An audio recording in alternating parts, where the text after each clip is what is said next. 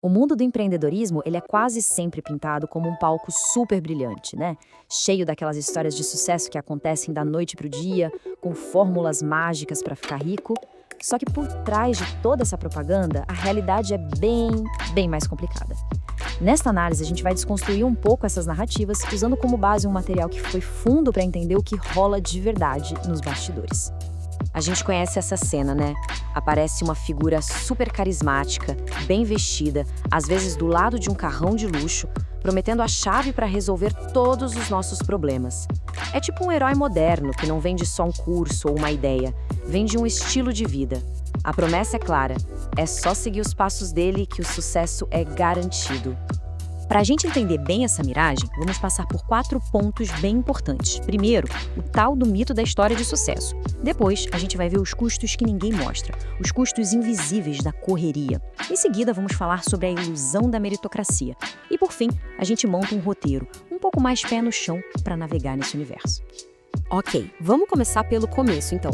A primeira peça desse quebra-cabeça é sacar que as histórias que a gente ouve, elas não são a realidade nua e crua. Elas são, na verdade, um produto, editado com muito cuidado para vender uma ideia. Vamos pensar num personagem fictício que a fonte criou, o Mário Santos. Ele conta que começou do zero, que morava num bairro pobre, estudou em escola pública e, olha, tecnicamente nada disso é mentira. O grande problema está naquilo que ele não conta, sabe?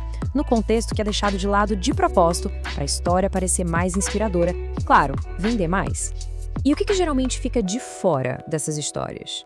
Coisas como uma ajuda financeira da família, um encontro por pura sorte que mudou o jogo, acesso a uma educação de qualidade que abriu portas ou uma rede de contatos que já existia. Esses detalhes, eles costumam sumir das biografias porque não encaixam muito bem naquela narrativa do eu consegui sozinho com meu esforço que vende tão bem.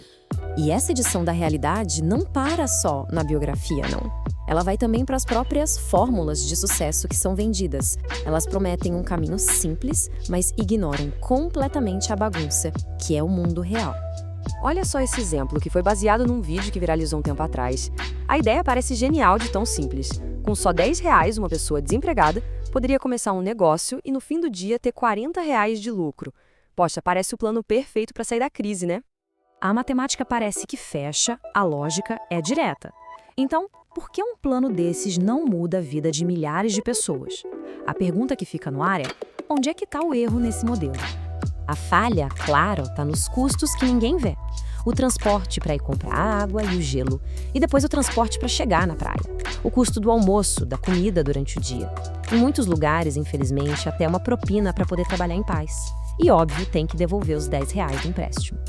Quando a gente coloca tudo isso na ponta do lápis, aquele lucro de R$ 40 simplesmente some. Esse exemplo do vendedor de água nos leva para um conceito fundamental, o problema do mapa e do território. O plano, a fórmula, é o mapa, é uma versão simplificada da coisa. Já a realidade, com todos os seus custos escondidos, seus imprevistos e complexidades, esse é o território.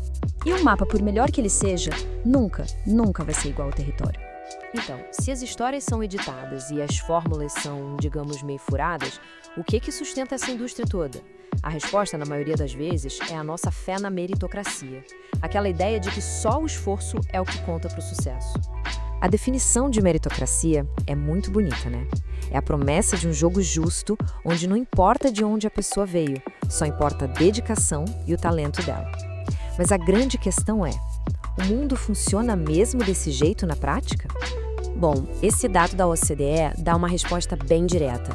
No Brasil, a mobilidade social é mas tão baixa, que pode levar até 9 gerações para uma família que começa pobre conseguir atingir a renda média do país. Isso mostra o peso gigantesco que o ponto de partida tem e meio que joga um balde de água fria na ideia de que só o esforço individual resolve tudo. Para deixar isso ainda mais concreto, a fonte nos apresenta as jornadas do Mário e da Juliana. O Mário teve o privilégio de poder só estudar, em tempo integral. Já a Juliana teve que começar a trabalhar com 14 anos para ajudar em casa. As escolhas, as oportunidades de cada um foram totalmente diferentes por causa da realidade de onde vieram.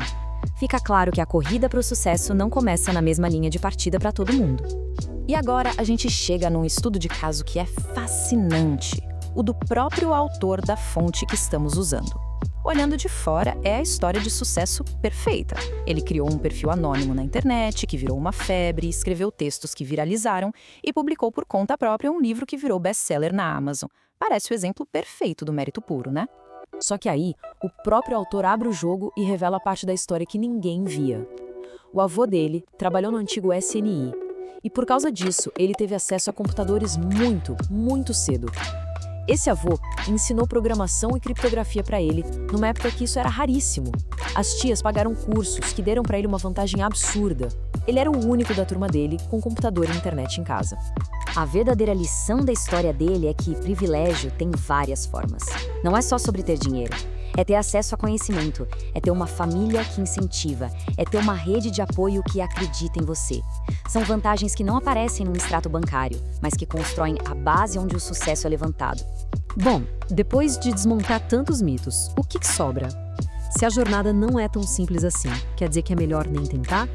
Pelo contrário, a fonte propõe um caminho mais sóbrio, mais realista, para quem ainda quer construir alguma coisa, mas sem cair nas armadilhas do discurso fácil. A abordagem aqui é sobre gerenciar o risco. Em vez daquela ideia de largar tudo, por que não começar como um projeto paralelo? Antes de construir qualquer coisa, valide. Tem gente querendo comprar isso? Uma tática muito boa é vender primeiro e construir depois. Assim, o prejuízo é zero. E as melhores ideias, olha, elas não vêm de um estalo de genialidade, mas de conversas sobre os problemas reais das pessoas. É muito comum ouvir aquela frase do Steve Jobs para justificar a criação de um produto sem nem perguntar para o mercado, né? Mas a fonte dá um alerta importante. Essa é uma ideia bem perigosa. Achar que se sabe o que o cliente quer sem nem perguntar para ele é o caminho mais curto para construir uma coisa que ninguém vai comprar. Então, se não é pelo dinheiro fácil, pela fama ou para seguir a moda, qual é o motivo certo para empreender? A conclusão da análise é que a motivação de verdade tem que vir de dentro. É um desejo profundo, uma necessidade pessoal de criar aquele projeto específico, mesmo com todos os riscos e dificuldades que vêm junto. E, para fechar, a análise propõe uma mudança de mentalidade. Em vez de a gente ver a carreira, os negócios como um jogo finito, que tem um único objetivo de vencer, a gente pode enxergar como um jogo infinito. Nesse jogo, o objetivo não é chegar num ponto final, mas sim continuar aprendendo, se adaptando e, o mais importante, continuar participando. A verdadeira vitória é simplesmente poder continuar jogando.